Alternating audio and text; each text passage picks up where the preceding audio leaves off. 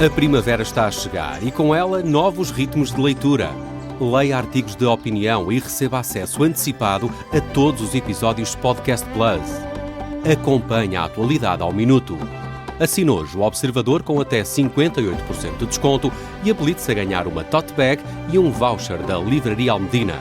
Tudo em observador.pt. Esta é a história do dia da Rádio Observador. As casas fantasma perdidas nas heranças.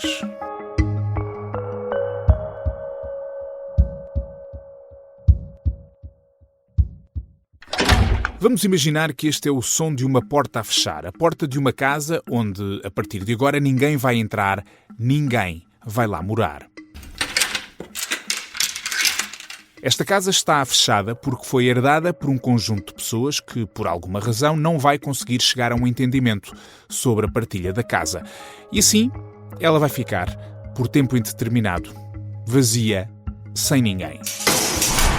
Esta casa que estamos a imaginar existe na realidade multiplicada milhares de vezes. Às vezes basta um só herdeiro entre vários para impedir que se venda ou modifique o património, de tal forma que o governo quer tomar medidas para resolver o problema das heranças indivisas. Permitir que se possa acelerar o aproveitamento ou a venda de um certo imóvel e que isso possa acontecer sem que um possa bloquear esse processo. Este era o ministro Leitão Amaro. Eu hoje vou voltar a conversar com o Edgar Caetano, jornalista de economia do Observador, que esteve ontem na conferência de imprensa onde o governo anunciou aquilo que quer fazer. Ele vai explicar-nos, afinal, que problema é este e de que forma é que resolvê-lo ajuda a resolver a crise da habitação em Portugal.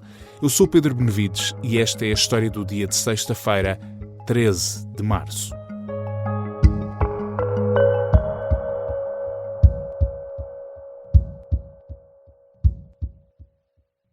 Olá, Edgar, mais uma vez. Obrigado. Estou mais vezes contigo do que com a minha mulher esta semana. E com os nossos ouvintes também, deste podcast. Edgar, eu falava há pouco de uma casa imaginária que tinha as portas encerradas e que nós não sabíamos quando é que essas portas iam abrir. Na verdade, não é uma casa imaginária, quer dizer, isto existe mesmo. Antes fosse, não é nada imaginária. De facto, temos um grande número de casas que estão nessa situação em Portugal. Ninguém consegue contabilizá-las de forma muito científica, não é muito fácil. Não sei se te recordas, mas em 2023 o INE estimou que havia 723 mil casas vazias em Portugal. 150 mil, cerca de 150 mil só na zona de Lisboa. Sendo certo que provavelmente quase metade dessas casas vazias estavam no mercado, ou seja, estavam disponíveis para venda ou para arrendamento. A outra metade destas 700 mil estavam vagas por outros motivos. Nós perguntámos ao INE o que é que são outros motivos e até que ponto é que, por exemplo, o fenómeno das heranças indivisas e das partilhas familiares complexas podem ter uma preponderância aqui. Eles não conseguem desagregar esse valor, mas nós sabemos que são várias centenas de milhares.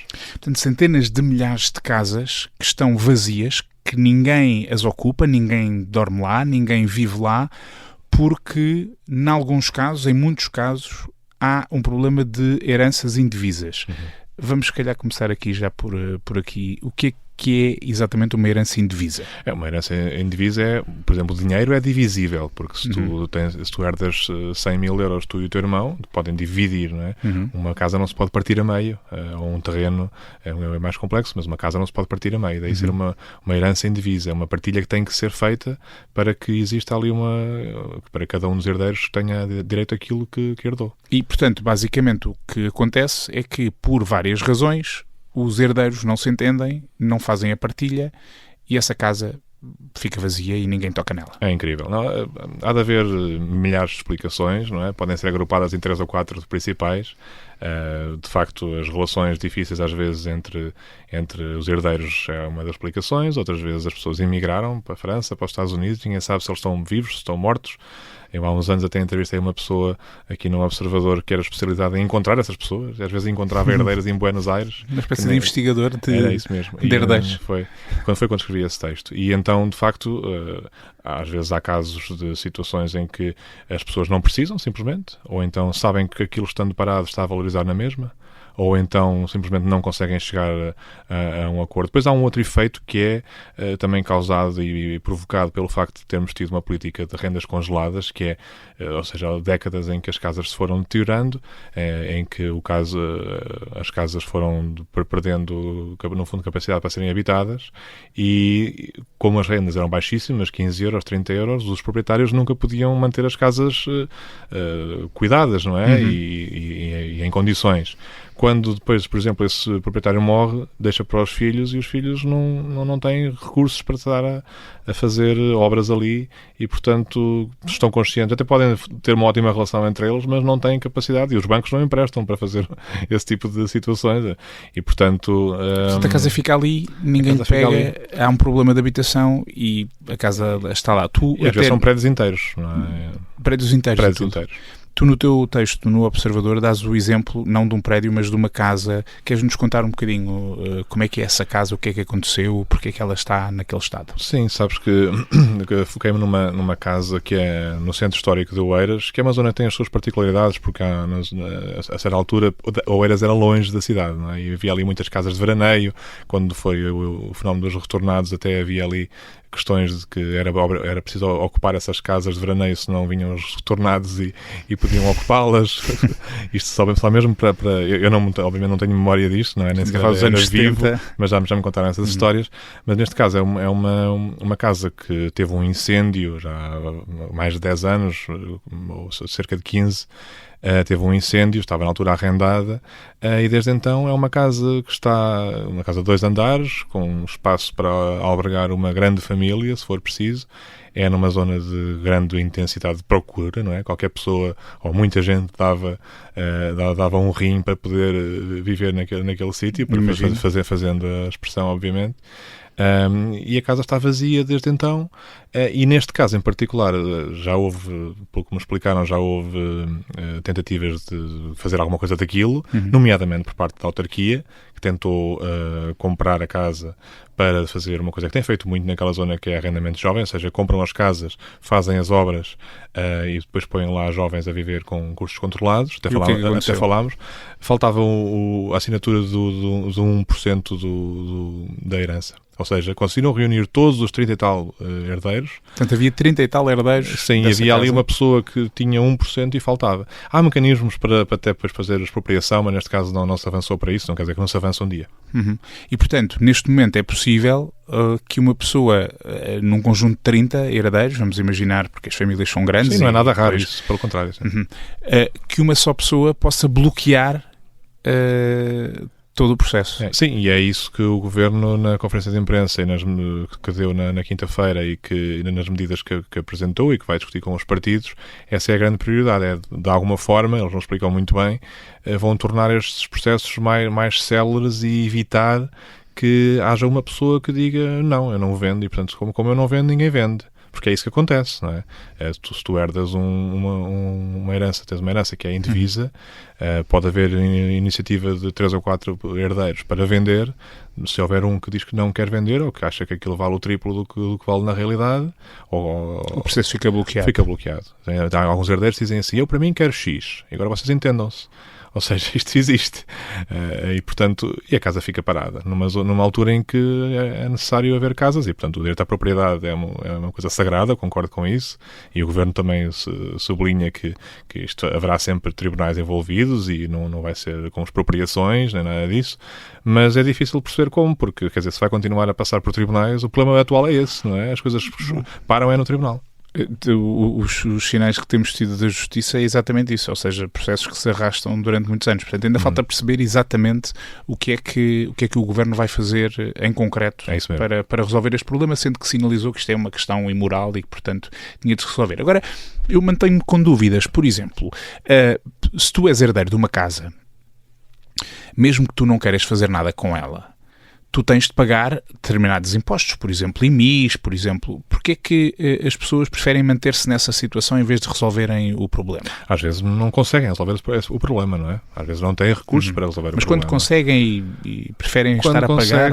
Repara, a certa altura falaste do IMI, e a certa altura passou há poucos anos, noutro contexto político, agravou-se o IMI das casas devolutas.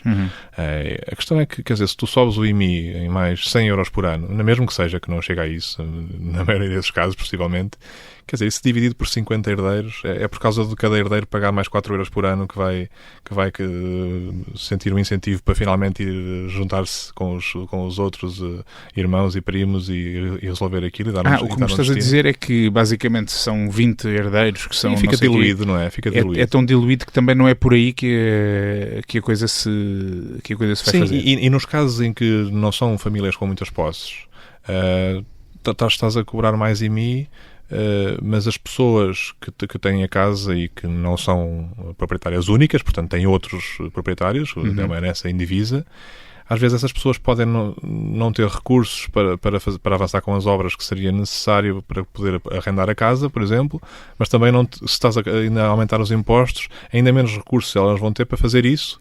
Claro que tem sempre a alternativa de vender, mas se há um que não deixa vender, ficamos num impasse. E é isso que não pode acontecer, não é? Isto às vezes, ouvindo-te a falar, dá a ideia de que isto é mesmo um problema muito complexo, porque é por onde quer que tu vás para tentar resolvê-lo, acabas por abrir outros problemas. Portanto, estamos muito curiosos para ver que medidas é que, em concreto, é que o Governo vai avançar e vai concretizar. Agora, só para as pessoas terem uma ideia, tu já deste aí um número com uma dimensão bastante grande, que é o número de casas que estão vazias, basicamente, em Portugal, uma estimativa daquilo que existe. Sim, essa estimativa é através dos censos de 2021, portanto é mais do que uma amostra, é feita mesmo com os censos. O que eu quero dizer é a estimativa no sentido em que estamos em 2026 e, portanto, neste momento não conseguimos ainda saber exatamente em concreto quantas é que estão, mas é um número muito grande. Para as pessoas terem noção, vamos imaginar que as medidas que o Governo avançava iriam resolver este problema, ou pelo menos parte deste problema, o problema das heranças indivisas em particular. Isto seria suficiente para resolver de forma considerável o problema da habitação em Portugal? Ajudaria muito, porque, repara, estamos a falar de cerca de... O Governo deu alguns números das suas próprias estimativas, de 250 mil casas que estão prontas para habitar e que não estão no mercado. Não estamos aqui a excluir aquelas que estão com anúncios para arrendar e para vender. Isso já seria uma ajuda grande. 250 mil casas. Assumindo que em cada uma pode viver em média uma família jovem, multiplicar por 3 ou por 4, seja o que for. Sim. Depois disseram que a estimativa deles também, eu penso que eles se baseiam em dados de um estudo feito pelo IRU, que há, além destas 250 mil, há 130 mil que não estão propriamente em bom estado de conservação, mas com obras passariam a estar. Portanto, já estamos a falar de mais de 400 mil, não é? Se as minhas contas estiverem certas. 400 mil casas é muita casa. E dá para muita gente morar. E há outro fator que tem a ver, que isto não é só casas e prédios, também temos que lembrar dos terrenos.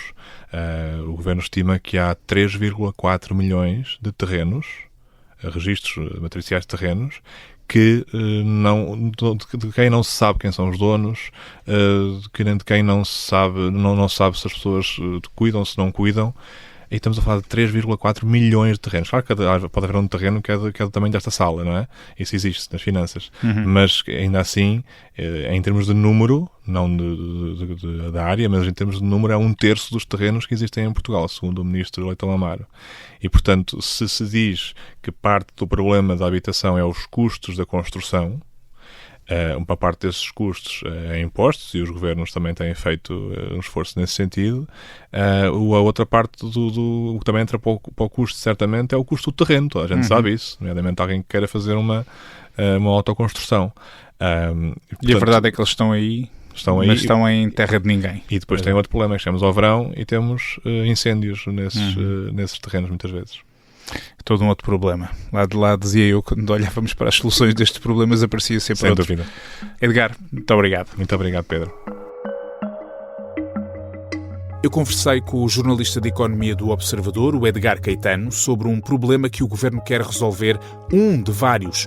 Ontem foram apresentados 3 diplomas e entre as medidas anunciadas está, por exemplo, uma revisão das regras do arrendamento, que poderá acelerar despejos em caso de incumprimento do pagamento de rendas.